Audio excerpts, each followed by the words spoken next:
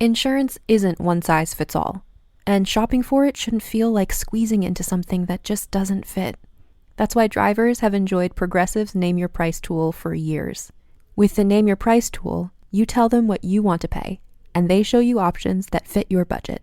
Enough hunting for discounts, trying to calculate rates, and tinkering with coverages. Maybe you're picking out your very first policy, or maybe you're just looking for something that works better for you and your family. Either way, they make it simple to see your options. No guesswork, no surprises. Ready to see how easy and fun shopping for car insurance can be? Visit Progressive.com and give the Name Your Price tool a try. Take the stress out of shopping and find coverage that fits your life, on your terms. Progressive Casualty Insurance Company and Affiliates. Price and coverage match limited by state law. Experience a membership that backs your business journey with American Express Business Platinum. When you pay with membership rewards points for all or part of an eligible flight booked with a qualifying airline through Amex Travel, you can get 35% of those points back, up to 1 million points back per calendar year. American Express Business Platinum. There's nothing like it. Terms apply. Learn more at americanexpress.com/business-platinum. Hey everybody, and welcome to another conversation at my dining table. This is Lilan Bowden, and we are recording Pondersations. My guest this week is a star of Dropout TV. She is a good friend. She's a neighbor. What credits do you like, Lily? I think good friend and neighbor are the best credits to have. And also say my full name. Just Lily Do. Okay. I also record a separate intro. Oh, I see. Yeah. Thank you. Hey, everybody, and welcome back to Pondersations. My name is Lilan Bowden, and I'm your host of these gentle, interesting, and this week, extremely chaotic conversations that hop from topic to topic. This one is very silly, very fun, with my good friend Lily Do. You may recognize that name if you're a Dropout TV fan. She's the host of Dirty Laundry. I'd say this conversation that we have together, we're friends and neighbors, and we talk about raising our little children who are around the same age. It's maybe the silliest and definitely the most not safe for work episode I've recorded thus far. So you've been warned. I love how each guest I have tends to bring out a different side of me and how the vibe of us is completely different from one conversation to the next.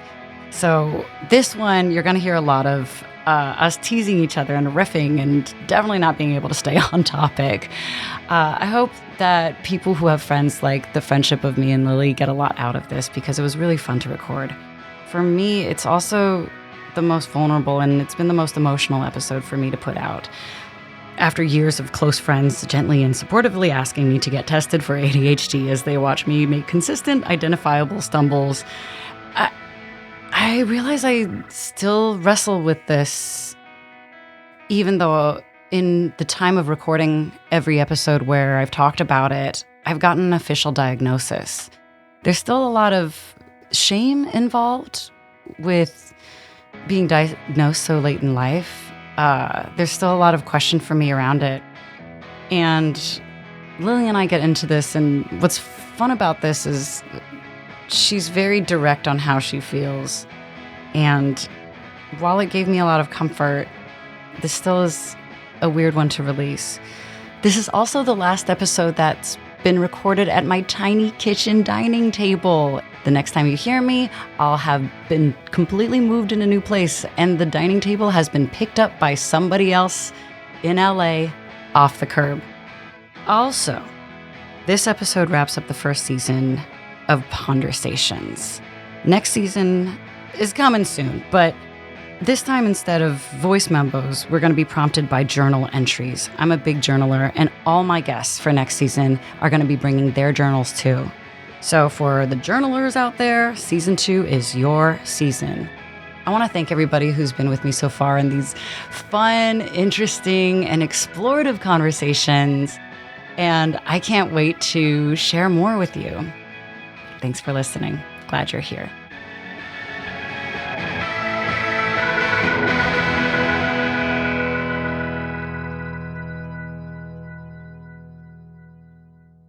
Some the guest just sits down and we just start like going. Talking. But I like to have a little Okay. To be fair, we had lunch before this, so we've been talking. So we burned through kind of most of the stuff, kind of nothing else. There's nothing else to talk about ever. I mostly gave you nasty gossip about people. Oh my gosh. For that, you got to subscribe to the Patreon.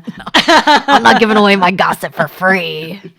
Let me ask a question that I actually want to start incorporating in future ponders, which is there something that you have been like pondering about? It can be personal to your life, but it can also just be like, why are cars necessary? Is that so broad? Why are cars so necessary? That's not something I've been personally thinking about, but somebody might be. God, it's so pathetic to be asked, what have you been thinking about lately? And go like, nothing. Well, my mind is blank. My mind is a beautiful round marble. Smooth. I've been thinking. I mean, this is a pioneering question. No guest has ever been put on the spot like No this. one has ever been asked about their thoughts up until now. Wait, oh God, Lilan and I both have such bad ADHD, and I even took my Vyvanse before this. You did? So that I could think more clearly. I have a thought. Yes. And I had the thought. I was like, I'm going to talk about this thing. And I reached out into the mist and I tried to grab it, and then it slipped out of my fingers, and I'm like lost in the fog of my own brain. Let it go, because you brought up something that I think that has definitely been on my mind, and in putting this podcast at risk for just becoming an ADHD podcast.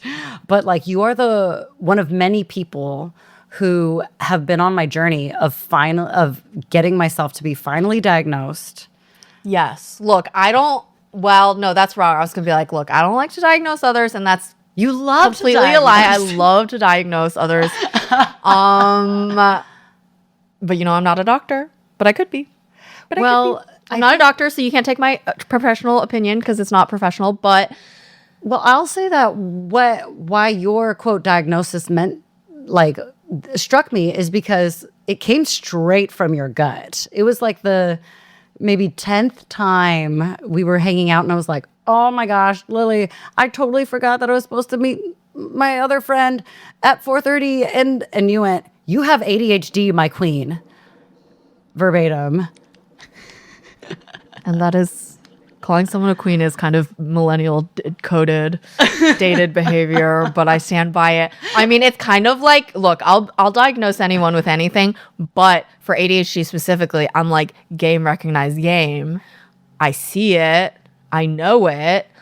And for me, it's like, if we're able to like sit down and have a meandering conversation that makes complete sense, where no topic is ever completed and you can return at any time to a previous topic, I'm like, our brains are working the same way. Yes. You even before you said that, I think that was when you realized that I was unsure.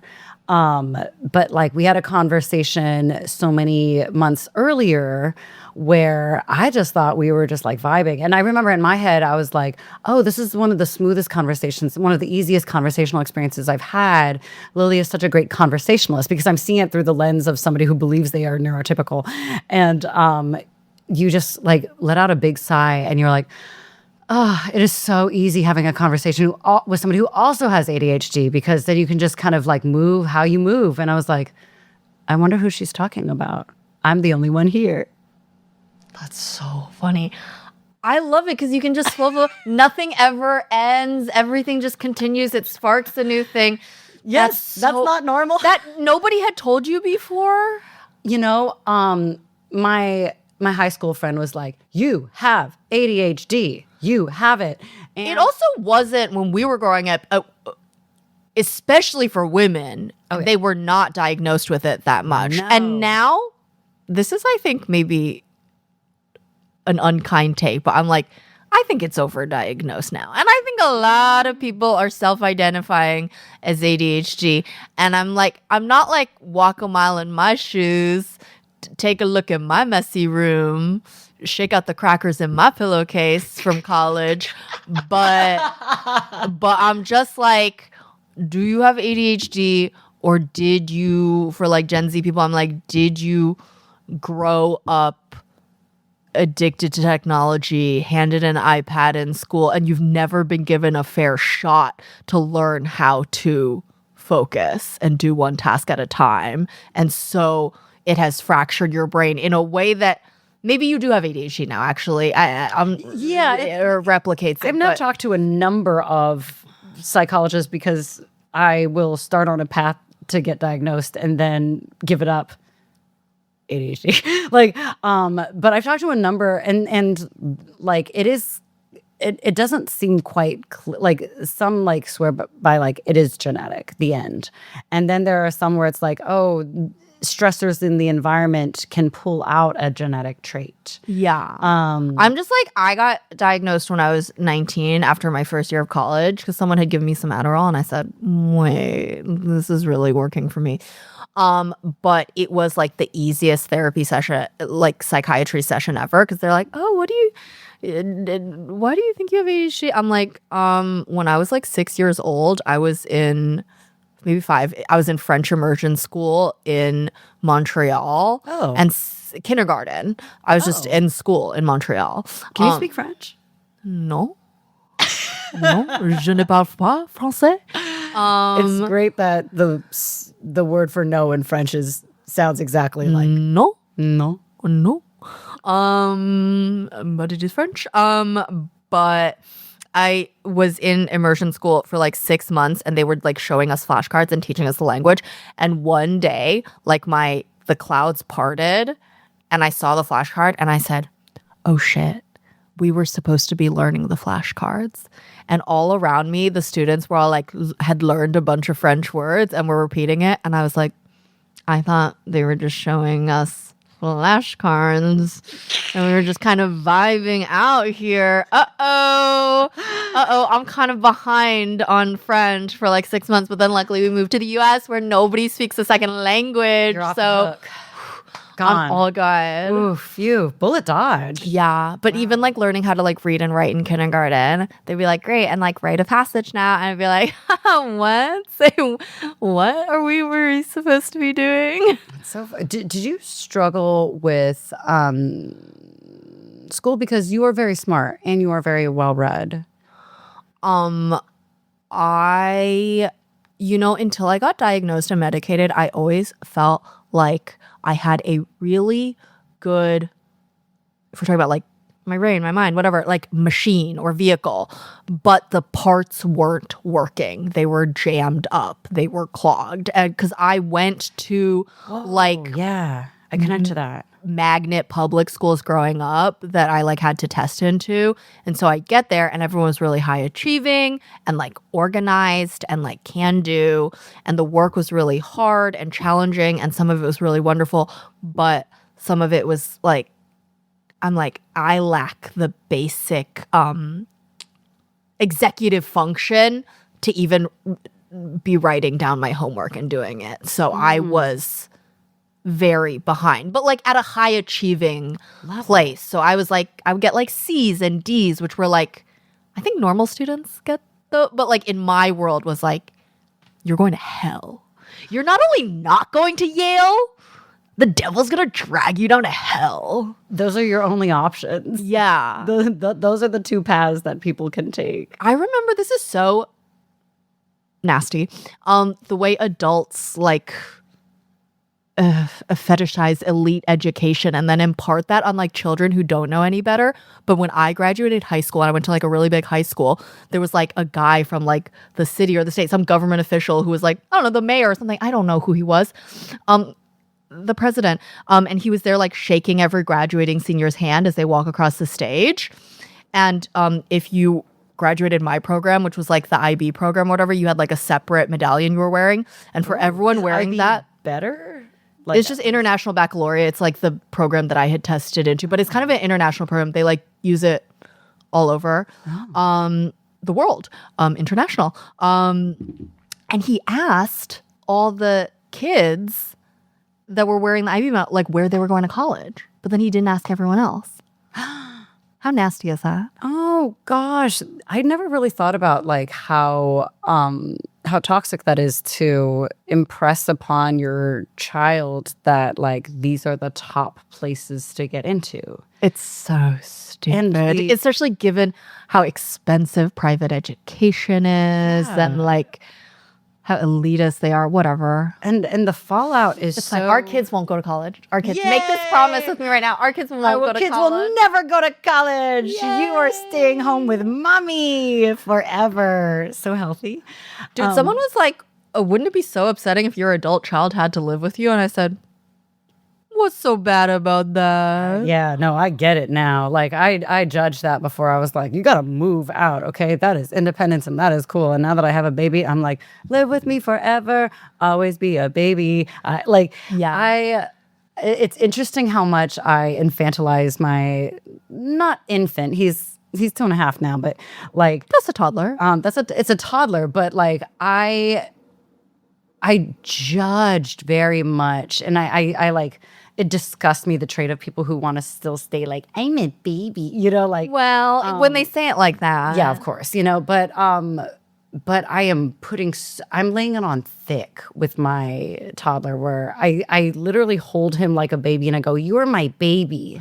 You're hard. My little baby, and you're not even a little boy, you're a baby. But it's hard because obviously they're so cute now, and I think gradually it will change. And when he's like 6'2" and like smells bad and like has a girlfriend he like wants to go see, you won't be like, or maybe you will. I mean, that's the thing. I wonder. Some people are like that. I wonder if I will tip into an unhealthy, weird, bad place. But I'm like, what's so wrong? In other cultures, in China, adult children live with their parents all the time. In many cultures. Yeah. Many cultures. And it's just normal because actually it's healthier to just have more people around. It's healthier to have more people around if you want to raise kids. If you want to do other stuff. Yeah. It's healthier for the kids if other people. All right, let's just decide it now. Our kids don't go to college and they live with mommy forever. Are the dads involved? Are they there? They don't matter. They don't matter as far as I'm concerned. Yay. Forever. Oh my gosh. There is something so utopic. Just imagining like a house that just like you and I and our sons live. Our adult sons. And our adult and our husbands that we're still married to don't live there. They live in the ADU out back. That's good. It's so good. They really only want to be reading books and watching movies anyways. And then we can have our weird kind of Oedipal complex mommy hut in the front. Oh my God. That is, wow. Mommy hut and daddy shed. The ideal utopian living society space.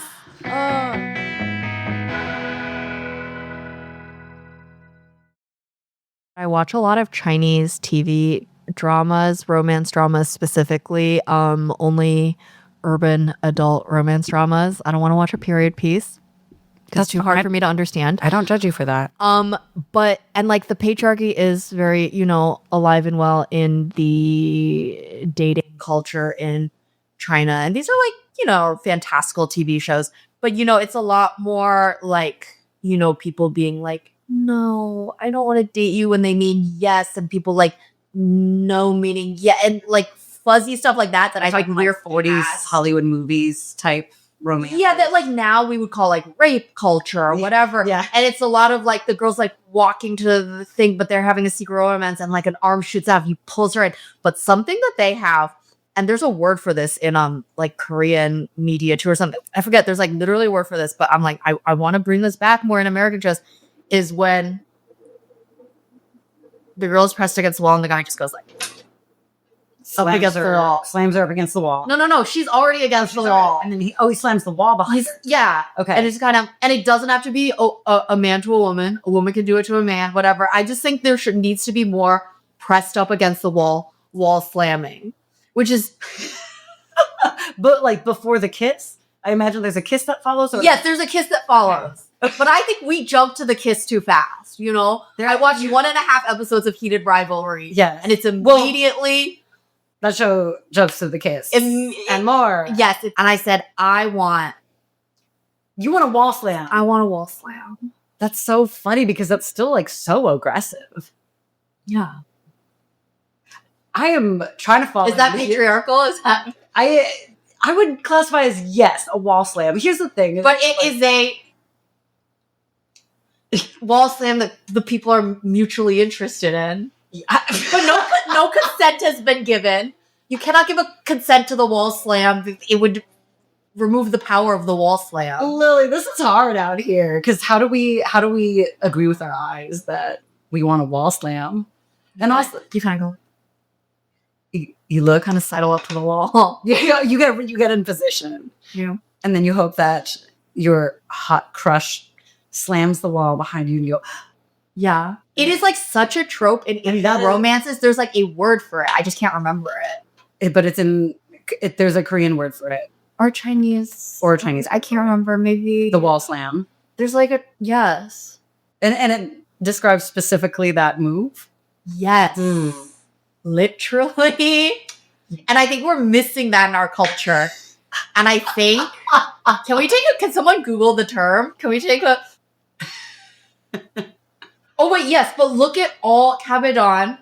Okay, that's so funny. Yes, kabedon, Japanese, kabe wall, donbei, refers to the act of slapping a wall fiercely, which produces a loud sound, don. But then you go to the image search, and it's literally the situation. Yeah. It's not all anime. There's also stock images. Okay. There's also stock. Go to the whole page. Sorry, I'm bossy. I'm ADHD, but I'm bossy.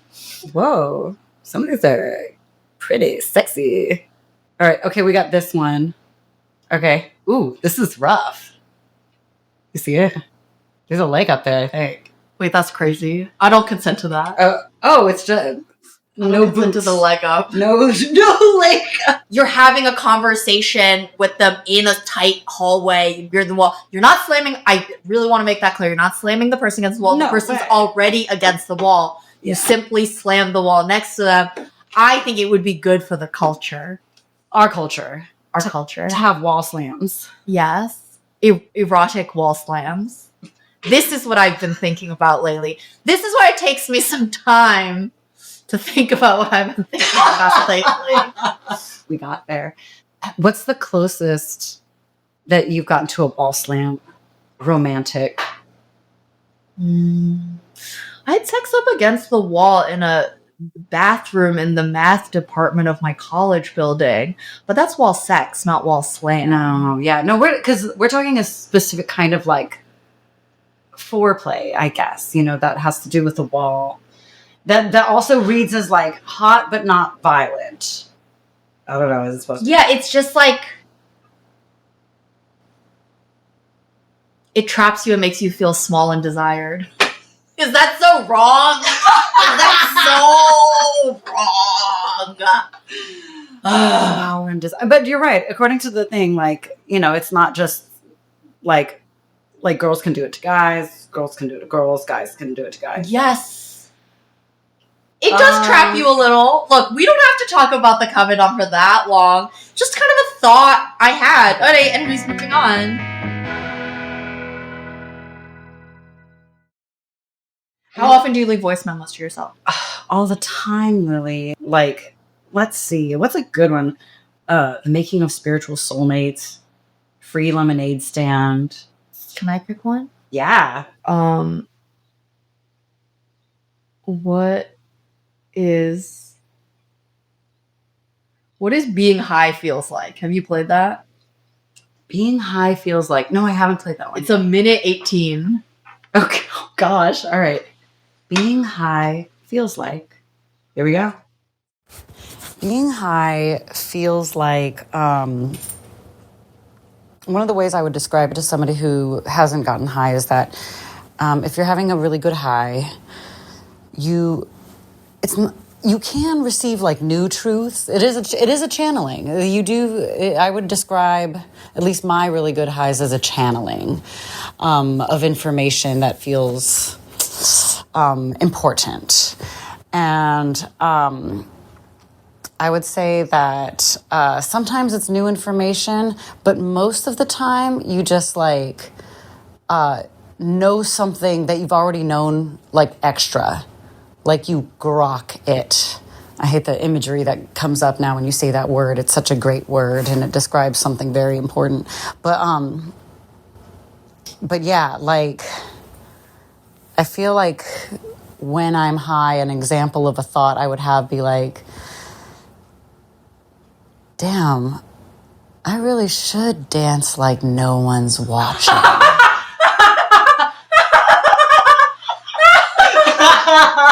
Damn. I do like pina coladas and getting caught in the rain. That is so funny. This is like every time. You know how like hard it is as an auditioning actor when you have to do a scene drunk or high? Mm-hmm. It's hard because like an actual drunk person is playing it like being sober or whatever. Every time that I remember to, if I'm like really drunk or high, I'm like, I should record a video of myself because I'm drunk high. This is the real stuff. So that I can use this and see what I'm like, so I can use it for the one audition where I need to be high every 2 years that I get. And I record it, and it's always in like the pitch black on like the MacBook photo booth thing, and I'm like, hey, and it's completely unusable. It's so embarrassing. I'm like, why did I record that? And think what? That could help my craft as an actor? Well, I would argue that if it weren't pitch black and you just remembered to turn a light on, it'd be so much worse if all the lights were on. I can't be seen like that. You would be the only person who sees it. Well, this is the thing we talked about yesterday. I just remembered. The idea of being too old for therapy. Do we think people can be too old for therapy? Yeah, I think I don't know. I actually don't know. But we were talking about people who have survived so much trauma. So you survived so much trauma, and you're now like 75. Yeah, and I do wonder if you're so like, I literally, it could, like ruin their life to self-actualize and realize that maybe they did not treat people the way they should, or like have lived life in a way that they should, or like in a self-actualized way. Like it could be too, and then now they're about to die. And I'm like, is that helpful for them, or is that going to like fill them with the regret that they didn't realize they had? Because or if you were a victim of so much, you know, and you had to kind of just put up some blinders to move through life and keep your job and have a family, whatever. Yeah. And then you're like, okay, let me start exploring my trauma. That is a process. That is a real process. And if you just don't have a lot of time left, then but people are always trying to push like men into therapy and stuff. And I'm like, the next time I meet like a 55-year-old guy in like Silver Lake with like a 22-year-old girlfriend, I'm just going to be like, it's too late for you. You're too old for therapy. There's a cutoff. You're too old. But she's not too old. No, she's not. Yeah, she can. No, she can figure that out. She definitely can go in, but it's too late for him. I think they wouldn't like to hear that, and I think that's why I would like to say it. I have a question to ask you that was prompted. What is your opinion on like age gap relationships? Like where are everybody I think has like a different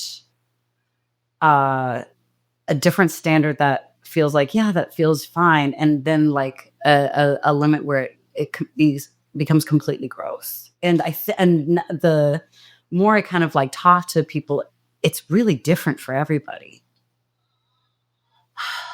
It's complicated. We're in choppy waters. I don't want to get in trouble. Oh no. Okay. I don't want you to get in trouble. No. I mean, I think on the one hand, like, I'm glad we know the term grooming and that we recognize it for what it is now, which like wasn't. a thing when I was coming up, and you'd see these weird problematic relationships and talking about like inherent like power dynamics and structures and stuff. That being said, not every age gap relationship is grooming, Yeah, I understand that. I do understand that.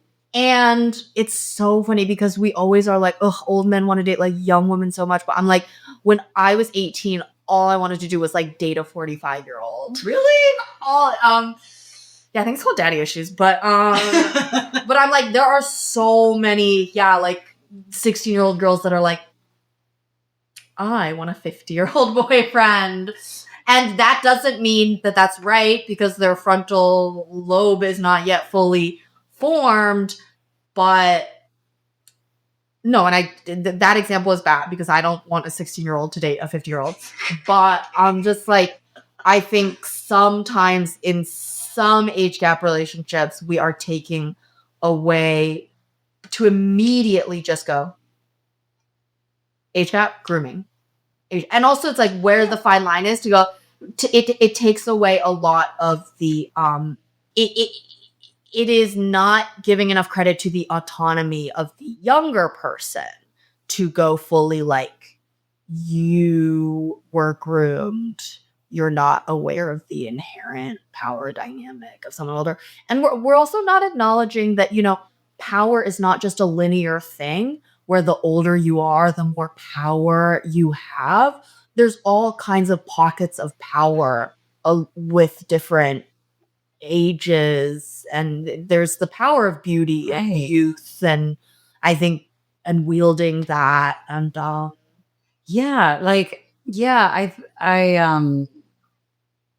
get it, and the idea of being able to have kind of like long form exploration on this too is just like, like the infographic version of this is just like, we hear about a celebrity relationship that has an age gap and like we automatically label it as grooming. And I would say it seems like a lot of the time, probably. But like, but it doesn't seem quite correct. But I also think it's just so different. Like once you're a little older, and I'm like, anyone over, I don't want to set the hard age, but I know. Anyone over 28 can date anyone over 28 of any age. And I think it's you just set the hard age. Good. 30? I don't know.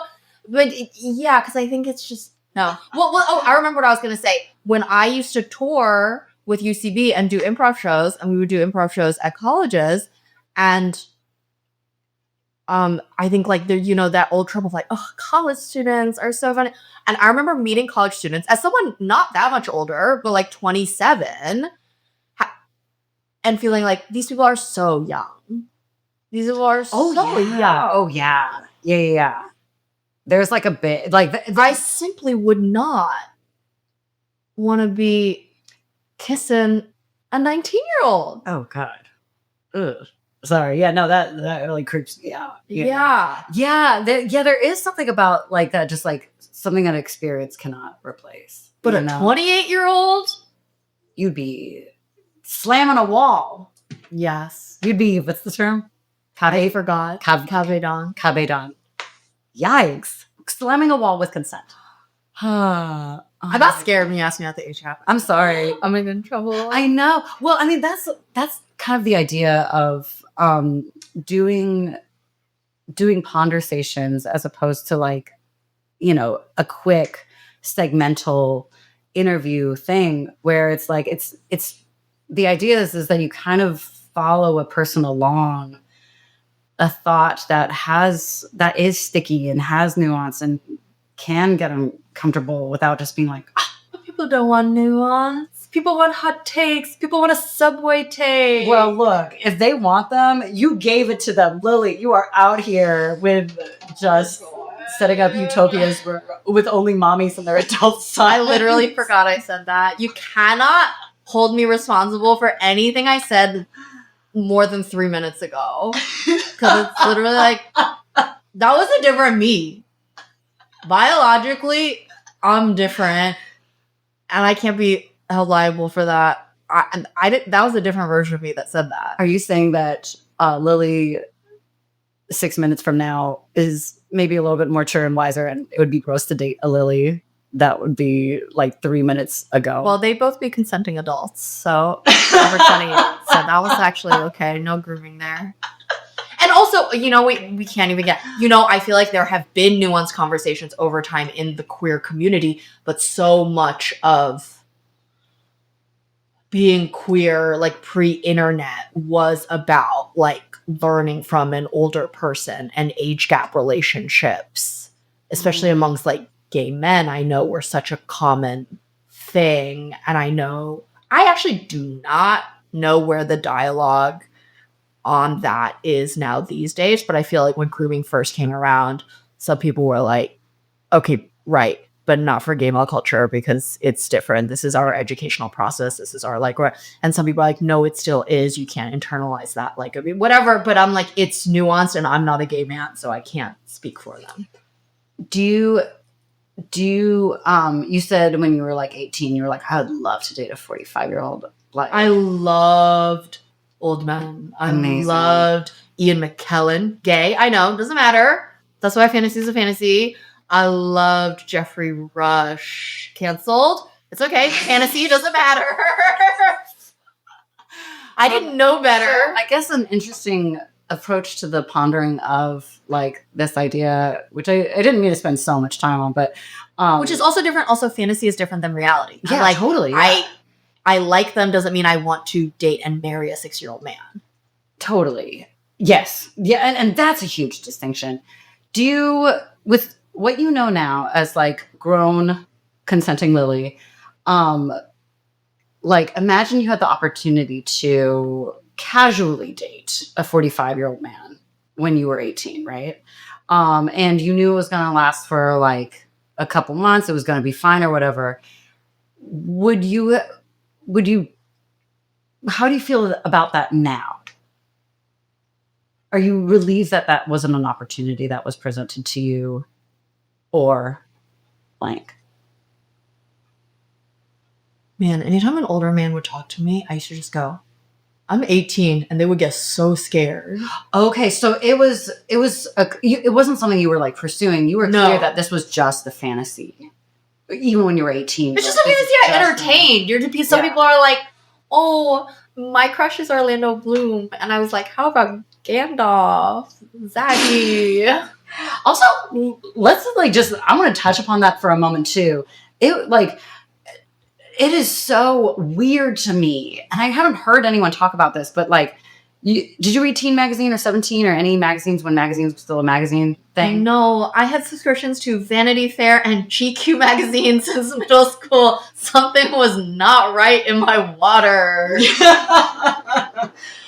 Okay, well, I guess, interesting. Okay, but you read them and you knew that teen girls read them. Yeah. It was weird to me at the time. I was like 12 when you read Teen Magazine. Yeah. And then you're 12 when you also read 17 Magazine. Yeah. And I was 12 when I read GQ, fashion magazine for men. Okay, we know that you're fashion magazine. I will ask about it in a moment. But like, I was 12, and so I'm like the people I had crushes on were like 13. Yeah. Maybe if I'm really thinking about an older guy, 15. Yeah. And I'd open up Teen Magazine. Yeah. And they'd be like, our hottest, coolest crushes. And they were like Brad Pitt, Ben Affleck, yeah, Matt Damon. I remember that era too, and I was like, what? Yeah, Why would I have a crush on Matt Damon? Yeah, he's kind of like a guy. Yeah, these men are like old. These men are like, when I could have a crush on Ian McKellen, a Shakespearean, theatrically trained daddy. And also Justin from math class. And Justin from math class. At the end of this episode, do you guys do kind of a criterion closet thing where I can have as many of Nick's books as I want? How did you know that that's part of this episode? Oh my gosh, that'd be my dream come true. Please take my husband's books. He's just going to replace them with more books. Okay. No, don't. He'll be so mad. He won't even notice the contemporary stuff missing. I just read Wolf Hall and it took me forever, and now I want to read some contemporary slop. girl, you would be surprised. He's like, hey, have you seen my Garth Greenwell? He knows. This man knows. I know. Is there anything that you want to say or you want people to follow you at or you're proud of or anything you want to leave the listeners of Pondersations with? Watch Dirty Laundry on Dropout. Stream it like a BTS song on Spotify. Just leave that shit playing. But we'll also watch it. And also, we're doing Dirty Laundry live in London on August 9th as part of the Roundhouse Festival. I'm so excited. If you thought this episode was unhinged, please watch Lily Do host Dirty Laundry. Lilan's been on an episode. I have been on an episode. I air my Dirty Laundry. They were a lot of injury-related ones. I wasn't ready to do my secrets. Okay. That's okay. I was just trying to throw people off the course. Yeah. I was like, no one will believe I crashed a motorcycle. But then everyone that was like, this girl definitely It's a great story. It's a great story that you crashed a motorcycle on your motorcycle test before you even got out of the garage. And then you had to pay for it. I did pay for it. In money and in dignity. Thank you for being my guest, Lily Do. Thank you for having me.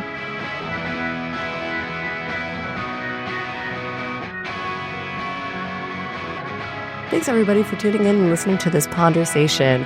And for more awesome stuff, subscribe for ad-free episodes, bonus content, and more pondery goodness at backdrop.fm.